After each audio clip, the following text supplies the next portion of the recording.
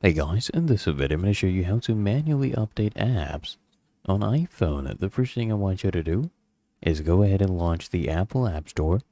Come to the top right, click on a profile icon, and here you'll see your account section. I want you to just scroll down here under upcoming automatic updates. All you need to do is find your app and then click here on update, for example, right? Let's do this one for X, and it will go ahead and install the update on to your iOS device, into your iPhone.